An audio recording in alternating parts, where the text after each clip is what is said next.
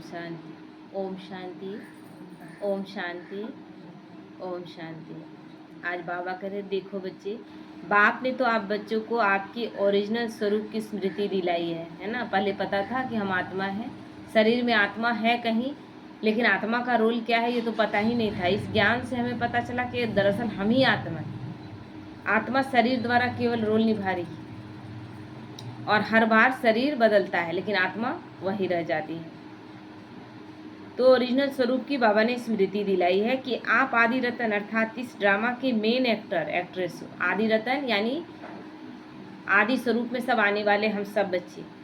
तो बाबा कहते हैं सब ड्रामा के मेन एक्टर एक्ट्रेस हो जिसे बाबा ने चुना। तो आप भी स्वयं को इतना ही उच्च समझकर, बाबा पहले शुरू के चुने हुए बच्चे से लेकर अंतिम बच्चे तक सबको विशेष समझता है ना, सबको उच्च समझता है। तो आप भी स्वयं को इतना ही उच्च समझकर अर्थात उसी स्मृति में टिक कर स्वयं के प्रति और अन्य आत्माओं के प्रति उतना ही रिगार्ड रखो, है ना। अपने प्रति भी रिगार्ड, अपना भी अपमान नहीं करना है, अपना भी बहुत सम्मान करना है कि हम भगवान की चुनी हुई संतान, हम बहुत विशेष हैं, करोड़ों में से बाबा ने हमें चुना है। और अन्य आत्माओं को भी, जितनी ब्राह्मण आत्मा है सबका रिगार्ड रखना है कि भगवान ने उन्हें भी चुना और उन बच्चों ने भी भगवान को पहचाना है। साधारण बात है क्या। बड़े बड़े विद्वान ऋषि मुनि जिनको नहीं पहचान पाए, उन्हें भोली भाली माताओं ने, बहनों ने, भाइयों ने पहचाना। तो बाबा इसलिए कहते हैं कि उनका भी रिगार्ड रखो। देखो बच्चे, यह अंत का समय जा रहा है, जबकि बाप स्वयं एक सैंपल बनाकर पूरे विश्व के सामने प्रत्यक्ष करेगा हम बच्चों को, है ना। एक उदाहरण प्रस्तुत करेगा हमारे द्वारा। लेकिन उदाहरण हम कब बनेंगे? जब श्रीमत पर चलेंगे, जब बाबा के बताए मार्ग को पूरी तरह से अपनाएंगे कि बाबा जो कह रहा है, जैसा कह रहा है उसमें हमको चलना है। भगवान कह रहा है, कोई साधारण मनुष्य नहीं कह रहा है। कोई हमको बोलेगा शुद्ध सात्विक भोजन कीजिए, है ना, कोई दूसरा हमको बोलेगा और हम करने भी लगे, तो उसका क्या इसमें फायदा है? लेकिन कौन कह रहा है यहाँ? हम सब तो निमित्त मुख का आधार लेकर कह कौन रहा है? कार्य किसका चल रहा है, ये सोचना है। इसीलिए मम्मा हो या बाबा हो, एक बार बाबा बोला और उसके बाद हाँ जी। पिक्चर देखे ना कल, पिक्चर में क्या था? मम्मा का हर बात में हाँ जी, हाँ जी बाबा। होगा नहीं होगा, कैसे होगा, कोई क्वेश्चन नहीं। कल जलेबी बनेगा भंडारे में, कुछ नहीं, हाँ जी बाबा, बाबा बोला है तो जलेबी भी बनेगा। अब वो बाबा जाने की कैसे बनेगा, हमको इसमें क्यों टेंशन लेना। सारा संकल्प हम चला लेते हैं। तो उस ईश्वरीय परिवार की एक एक आत्माएं विशेष होगी ना, जिसे भगवान ने चुना है। भगवान एक सृष्टि रच रहा है और उस सृष्टि में चुनी हुई विशेष आत्माएं जाएंगी, भगवान की चुनी हुई। लेकिन सब तो महाराजा महारानी नहीं बनेंगे, ये भी क्लियर है। सब महाराजा महारानी बनेंगे तो दास दासी कौन रहेगा, प्रजा कौन रहेगा, राजा किस पे राज्य करेगा। तो इसीलिए सब इसमें नंबरवार चुने जा रहे हैं। इसीलिए किसी का दोष है क्या? कोई प्रजा जैसा रोल कर रहा है, कोई दास दासी जैसा रोल कर रहा है, सभी संपूर्ण निर्दोष है। सबका अपना अपना पार्ट है, सब अच्छे से कोशिश कर रहे हैं निभाने। तो आप बच्चों की वृत्ति और दृष्टि संबंध में आने वाली सभी आत्माओं के लिए इतनी ही ऊंची होनी चाहिए, है ना। ये नहीं सोचना है कि हम किसी से थोड़ा सा आगे हैं, मेरा पुरुषार्थ ज़्यादा अच्छा है, मेरा धारणा अच्छा है, मेरा क्या अच्छा है, ये समय तय करेगा। हम क्यों दिखाने लगे कि हम ज़्यादा अच्छा चल रहे? हम अच्छा चलेंगे, मेरा पोस्ट ऊंचा होगा, लेकिन हम यहीं से तय कर ले कि हम सबसे अच्छा चल रहे हैं। हम तय करने वाले कौन होते हैं? कब अहंकार का रूप ले लेगा पता ही नहीं चलेगा। इसीलिए हर आत्मा के लिए दृष्टि और वृत्ति कैसी ऊंची होनी चाहिए। सब विशेष आत्माएं भगवान द्वारा चुनी हुई। इसलिए अब बाप परमपिता परमात्मा की श्रीमत प्रमाण, पहले अपनी विचारों को चेंज करो, फिर दृष्टि और कृति। सबसे पहले अपने विचार चेंज करो, जो भगवान कह रहा है उस अनुसार एकदम शुद्ध पवित्र, हर एक के प्रति ऊंचा विचार। सब बहुत अच्छे हैं, सब भगवान के चुने हुए बच्चे। सबको कैसे देना है, देखना है, माँ बन जाना है। जैसे मम्मा 17 साल के उम्र में माँ बन गई, उतने उतने बच्चों का कैसे बन गई, खुद ही बच्ची थी, विचार ऊंचा कर लिया, है ना। उम्र से तो बहुत लोग बूढ़े बूढ़े हैं। आप बोलेंगे कि बूढ़े हैं इसलिए उनको ज़्यादा अनुभव है, ऐसा कोई बात नहीं है। क्या मूर्ख आदमी बूढ़ा नहीं होता है? होता है ना। अब बहुत मूर्ख है, कुछ एक अक्षर पढ़ा लिखा भी नहीं है और ना बुद्धि से तेज है, एक समय में वो भी बूढ़ा होगा तो हम बोलेंगे बूढ़ा हो गया इसलिए समझदार हो गया, ऐसा कोई बात नहीं। समझदारी का उम्र से कोई लेना देना नहीं। तो मम्मा इतना कम उम्र में इतना परफेक्ट बन गई कि सबको एक समान दृष्टि से देखती, भेदभाव वाली दृष्टि नहीं। किसी को ज़्यादा मान दे रहे हैं या एक बच्चे को इतना तारीफ करने लग रहे हैं कि दूसरा बच्चा तड़प जाए, ऐसा करती थी क्या? कभी नहीं। उनका एक एक चीज़ जो है ना, वो मम्मा के बारे में जब पढ़ते हैं तो एक एक चीज़ इतना परफेक्ट है। तो उसी तरह हमें माँ बन के देखना है सबको। और माँ क्यों बोला गया? क्योंकि माँ एक समान दृष्टि में देखती है। माँ अपने बच्चे में भेदभाव नहीं करती, अंदर से अपने बच्चे में भेदभाव, क्योंकि सब तो उसी की रचना है और अपने ही बच्चे पर क्यों भेदभाव करेगी? इसलिए सबसे ऊंचा स्थान माँ का है। तो माँ बन के हमें देखना है। तो इसीलिए अब बाप परम पिता परमात्मा पिता की श्रीमत प्रमाण, पहले अपने विचारों को चेंज करो, फिर विचार चेंज होंगे तो दृष्टि चेंज हो जाएगी, और दृष्टि चेंज हो जाएगी तो कर्म चेंज हो जाएंगे। जितना आप बच्चों की दृष्टि वृत्ति कृति स्वयं के प्रति अन्य आत्माओं के प्रति महान होगी, उतनी जल्दी आप अपनी पोजीशन पर पहुंचकर विश्व के आगे प्रत्यक्ष हो जाओगे। जितनी जल्दी हमारी सोच, हमारे विचार, हमारा कर्म महान होता जाएगा, उतनी जल्दी हम प्रत्यक्ष होंगे। बच्चे, यह जो अंतिम से भी अंतिम समय जा रहा है, जो कि शिव बाप के घर जाने का समय है, तो बाप भी अपने बच्चों को ड्रामा का सारा सत्य बता उन्हें अपने मंजिल पर पहुंचा, उनकी सारी स्थूल और सूक्ष्म इच्छाएं पूर्ण कर, अर्थात अपना 100% कर्तव्य पूरा कर, फिर घर जाता है। बाबा का जाने का टाइम आ गया, बाबा चला जाएगा, लेकिन बाबा सब अपना कर्तव्य पूरा करके जाएगा। वो देने आया, बोल रहे हैं ना कि वो बहुत देने आया था, इतना देने आया था जिसको कहते हैं खुला खजाना था। अब आपने कितना लिया वो तकदीर आपकी। बस आप बाप के साथ साथ स्वयं पर भी 100% निश्चय रखो कि मैं ही हूँ, मैं ही परमात्मा की चुनी हुई संतान हूँ और मुझे ही बाप के संग जाना है और मुझे ही बाप समान बनना है, मुझे ही सतयुगी सृष्टि में पहले जन्म में आना है। ये निश्चय स्वयं पर रखना है। बच्चे, अपने सारे संकल्पों को भी मुझे समर्पण कर, जैसे मैं कहूँ वैसे करते जाओ। जो भी संकल्प आ रहा है ना, बाबा को सौंप देना है।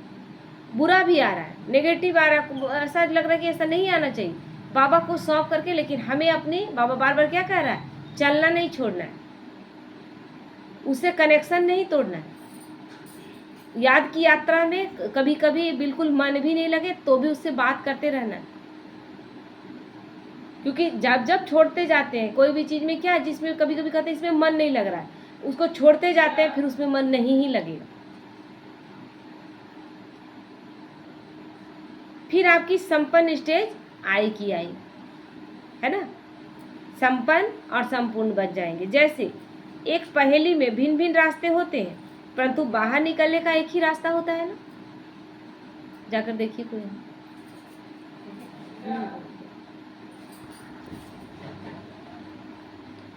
परंतु बाहर निकलने का एक ही रास्ता होता है। ऐसे ही हम जिस रास्ते पर जा रहे हैं वो संकल्पों की यात्रा है ना। संकल्प पहुंचना है ठीक वही जगह पर, लेकिन संकल्पों से हम कभी कभी बिखर, वो कुत्ता वाला कहानी सुनाए थे ना, घर वो भी आदमी आ रहा है, कुत्ता भी साथ में आ रहा है, लेकिन बीच बीच में इधर उधर, कभी किसी कुत्ते पर उलझ जा रहा है, कभी कुछ खाने का चीज़ देख रहा है, कभी कोई पॉलिथीन देख रहा है तो उसमें मुंह लगा दे रहा है, और करते करते घर आते आते क्या हुआ, थक गया कुत्ता, क्योंकि आलतू फालतू इधर उधर घूमा। लेकिन वो आदमी स्थिर से आके अपना घर में मंजिल में आके बैठ गया।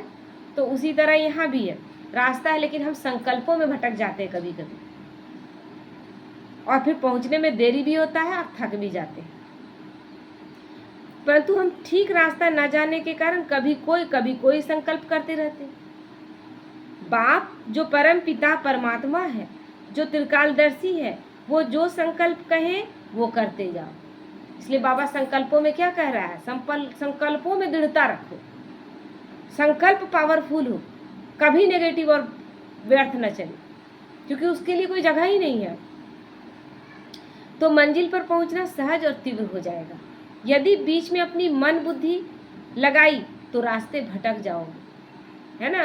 मन बुद्धि अपना लगा दिए, मन मत लगा दिए, रास्ता वो बता रहा है, हम उसके रास्ते पर चलते चलते कभी कभी, कहने का मतलब है कि अपना अपना बुद्धि लगाते हैं ना, नहीं बाबा इतना बोला इतना थोड़ी न करने सकेंगे, घर है, परिवार है, रिश्ते हैं, नाते हैं, ऐसे कैसे करेंगे। लेकिन आपका सदगति भगवान करेगा कि रिश्तेदार करेगा, घर परिवार करेगा, ये बहुत सोचने वाली बात है। भगवान इस समय आया है और आपके जो अभी सारे रिश्ते दिख रहे हैं वो पिछले जन्म में कुछ और रिश्ते में थे, उससे पिछले जन्म में कुछ और रिश्ते में थे। एक कहानी था ना, एक राजा और रानी, राजा नहा रहा था, रानी उसको पानी छींटा मार रही थी, दोनों नहा रहे थे अपना सरोवर में। तो रानी मुस्कुरा रही थी, उसका मुस्कुराने में कुछ था रहस्य। तो राजा बोला इस तरह तुम क्यों मुस्कुरा रही हो, कुछ तुम कहना चाह रही हो, बताओ। तो बोले नहीं मुझे कुछ बात याद आ गई पिछले जन्म। बोले बता, तो बोले नहीं मैं नहीं बता सकती, और अभी बता दिया तो ठीक नहीं रहेगा। तुरंत शादी हुआ था, तो बोला अभी बता देने से ठीक नहीं रहेगा। हाँ लेकिन अभी से कुछ साल के बाद बोली कि हम बताएंगे नहीं, मेरी एक और बहन है उसको भी पिछले जन्म का बात याद है, वो उसके पास चले जाइएगा, वो बता देगी, उसको भी हम लोगों का जन्म याद है पिछले जन्म का, वो भी रिश्ते में कुछ थी हमारा, तो उन्हें पता है, उनके पास चलेगा। लेकिन अभी नहीं बताएगी वो, एक टाइम पीरियड दी उसमें। इस बीच में उसके 1-2 बच्चे हुए, उसके बाद जो टाइम, तो राजा इंतजार कर रहा था, क्योंकि जब हम ही को बोल दिया जाए कि पिछले जन्म का आपका हम बता सकते हैं, तो जब बोलेगा तब तक हम रखेंगे ना कि नहीं हमको तो सुनना है। अंदर में जिज्ञासा था। अब वो क्या गया, वो अपनी उसकी साली के पास गया, उसको बोला जा करके, तो बोली पहले तो बोली नहीं, तो बोली नहीं तुम्हारी बहन बोली थी कि तुम बताओगी इतने समय में। तब वो बोली कि पिछले जन्म में जो आज आपकी पत्नी है ना, वो पिछले जन्म में आपकी माँ थी। अब माँ थी तो बच्चे को नहवाती थी, टब में पानी लेके बच्चा को नहवाते, छींटा पड़ाते, खुश होती है माँ बच्चे का, एक सुंदर संबंध है। लेकिन कुछ ऐसा हुआ कि बच्चा शरीर छोड़ दिया, तो वो जो तड़प था ना, प्यास था, उसका रह गया था, नहवाने का नहीं होता है, माँ बच्चे का जो एक कनेक्शन था वो रह गया था। तो वही उसको याद आ रहा था। अब बच्चे के रूप में तो आएगा नहीं, क्योंकि कभी पिता शरीर छोड़ रहा है तो कभी माँ पहले शरीर छोड़ रही, ऐसा हो रहा है ना। आत्मा ये पहले शरीर छोड़ी तो कभी माँ के रूप में आएगी, बाद में छोड़ी तो बेटा बेटी के रूप में आएगी। तो अब क्या रूप में आ गई, पति पत्नी के रूप में। रिश्ता माने इसीलिए कोई चीज का बाबा कहता है कि बच्चे किसी आत्मा से कोई अपेक्षा मत रखो, कोई इच्छा मत रखो उससे। कोई भी जरा सा भी चीज रह जाएगा ना तो कोई रिश्ता निभाने के लिए फिर आना पड़ेगा तुम। और यही हम आने में इस चक्कर में जो बंधते जा रहे हैं ना, मकड़ी की जाली यही है। हम मरते मरते भी कुछ इच्छा लेकर चले जाते हैं। बेटा को नहीं देखे, ये इच्छा लेके चले गए, तो फिर उसी रिश्ते में कहीं आएंगे। देखिए रिश्ता ना भी ढंग से चले, लेकिन आप तो आ गए, सोच कर लेकर गए थे। इसलिए भगवान कहते हैं हर वक्त बच्चे मुझे याद करो तुम, क्योंकि अंत समय किसकी याद आएगी, मेरी याद आएगी। और जब मेरी याद आएगी तो किसी और में फंसने दूंगा, मैं नहीं फंसने दूंगा। इसीलिए बाबा कहते हैं बच्चे तुम केवल मुझे याद करो। इसलिए पूरा गीता का सार क्या है, मन मनाभव, मन को हर तरफ से मोड़कर मुझे याद करो, मामेकम याद करो, बस मुझ एक को याद करो। तो हम उन रिश्तों में अभी भटक रहे हैं कि नहीं, इसको ऐसे ही अच्छा लगता है, उसको वैसे ही अच्छा लगता है, यानी आप सदगति के रास्ते में नहीं है, आप दुर्गति के रास्ते में। क्योंकि वो रिश्ते फिर क्या करेंगे, आपको अभी यहीं पर उलझा कर रखेंगे, तो सदगति होगी कहाँ से। और है ये अंतिम समय, ये अंतिम समय। तो अंतिम समय में यहाँ आप भोगने के लिए भी क्या होगा आपको, अब तो अब जन्म लेने का टाइम अब है नहीं, लास्ट जाती है। तो यहाँ कर्म भोग के रूप में आएगा। आप कर्म भोग करके और तब फिर भगवान के रास्ते पे, सही रास्ते में अंतिम में चलेंगे। फायदा कुछ हुआ, हम उससे पहले क्यों ना भगवान के रास्ते पे, बताए रास्ते पर चलें। इसीलिए बाबा कहते हैं बाप पर 100% निश्चय रख, उनकी श्रीमत पर मान, अपने संकल्पों को चलाओ, फिर देखना कमाल पर कमाल होगी। ये भगवान कहते हैं और अभी दिख रहा है ना, जिन बच्चों ने भगवान का संपूर्ण श्रीमत पालन किया है उनका कार्य ऐसे हो रहा है कि बस सोचते ही हो जा रहा है। क्योंकि वो शुरू से कैसा अच्छा चलते गए, तो अब उनको सोचने का भी बात नहीं है। बाबा कहता है ना कि तुम्हारे सोचने का कार्य भी मैं करूँगा, तुम केवल दिन रात मुझे याद करो। मंजिल पर पहुंचने पर आपको लगेगा ये तो बिल्कुल सहज और एक्यूरेट था, उस समय लगेगा, है ना। जैसे कि चलते हैं, चढ़ाई रहता है ऊंचा तो लगता है कि बड़ा चढ़ाई, लेकिन पहुंचने के बाद लगता है मैं ना अरे इतना तो आसान था, थोड़ा सा ही तो चलना पड़ा था, पूरा दिन भर चले तो क्या हुआ, आखिर आ गए ना। तो उस समय वही लगेगा। बस बच्चे, बाप के प्यार में समाये रहो, खोए रहो, मंजिल आसान हो जाएगा। और मंजिल आसान अमृत वेला कर रहे हैं? नहीं, हर दिन उठिए, अमृत वेला हर दिन कीजिए। और अमृत वेला परफेक्ट कब होगा? जब दिन भर बहुत अच्छा स्थिति है। दिन भर का मतलब दिन भर में आपने अटेंशन रखा कि कोई नेगेटिव, कोई व्यर्थ फालतू का बात नहीं चलाया, कोई भी बात में बाबा को ही बोले, है ना। हर बात बाबा से शेयर किए, हर एक के प्रति शुभ भावना, शुभकामना रखिए, किसी के प्रति कोई नेगेटिव नहीं। तो अमृत वेला कैसा लगेगा? एकदम लगेगा हल्का, और सामने लगेगा कि बाबा बैठा हुआ है और मुझसे बात कर रहे हैं, वो सब कुछ सुन रहा है, और उस समय हर एक बात लगेगा कि मेरा हो जाएगा। वो समय ऐसा होता है जब लगेगा कि मेरा जो बोलेंगे बाबा सुन रहा है, हो रहा है। उस समय अपना अंदर एक विश्वास जगता है। तो इसीलिए बाबा कहते हैं जल्दी ही नहीं, बहुत बहुत जल्द परमात्मा बाप के संग से होने वाला अतीन्द्रिय सुख का रस अनुभव होना शुरू हो जाएगा। और अतीन्द्रिय सुख ऐसा है, ये सब सुख जो है ना, चाहे काम विकार का सुख हो पल भर का, चाहे इंद्रियों का जितना सारा सुख हो, खाना खा रहे हैं, तरह तरह का खा रहे हैं, कितनी देर तक रहते हैं। आप रसगुल्ला पसंद करते हैं, 1 2 3 4 5वें में आपका मन उब जाएगा।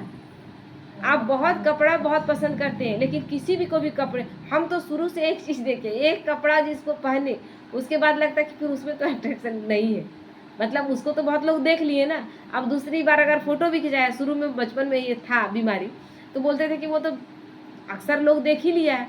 अब फोटो, दूसरा फोटो अगर कहीं आ गया तो सब बोलेगा ना कि अरे उसमें भी यही पहनी थी और इसमें भी यही पहनी। उसका भी अब आकर्षण नहीं रहा, अब हर प्रोग्राम में व्हाइट पहन के खड़े हो जाते हैं, कोई टेंशन नहीं हो गया ना। तो इसीलिए बाबा कहते हैं अतीन्द्रिय सुख का, यानी इंद्रियों से परे जो सुख है ना, वो खत्म ही नहीं होता है। वो अंदर लगता है ना कि बस चला जा रहा है, जितनी देर तक उसको महसूस करेंगे उतनी शक्ति से भर जाएंगे, और ये जितनी ज़्यादा अनुभव करेंगे उतना विकारों से दूर होते जाएंगे। स्पेशल हमको विकारों के लिए योग नहीं लगाना कि विकार हट रहा है, ये विकार हट रहा है, नहीं, मेरे अंदर बाबा की सारी शक्तियाँ, गुण आ रहे हैं। जब अच्छी चीज़ें आ जाएंगी तो गंदी चीज़ें अपने आप निकल जाएंगी। बाल्टी में पानी गंदा सा है, हम एक बार में अगर उसको उझिल नहीं सकते, मेरे पास रास्ता क्या है, पूरा स्पीड में नल का अच्छा पानी खोल देंगे उसी बाल्टी में, और जब पूरा स्पीड से अच्छा पानी आने लगेगा तो गंदा पानी उस बाल्टी में रहेगा। एक समय के बाद क्या रह जाएगा उसमें? अच्छा पानी रह जाएगा। बस हमारे अंदर कितनी गंदगी, हम रोज रोज उसको एक को निकालने का प्रयास नहीं करें, बाबा का ज्ञान भरते जाए, गुणों को भरते जाए। हमको सबसे अच्छे से बात करना है, सबके लिए शुभ भावना, शुभकामना रखना है। कब हम अच्छे हो जाएंगे हमको पता भी नहीं चलेगा। तो बाबा कितना सरल और सहज कर दिया ना। या ओम शांति।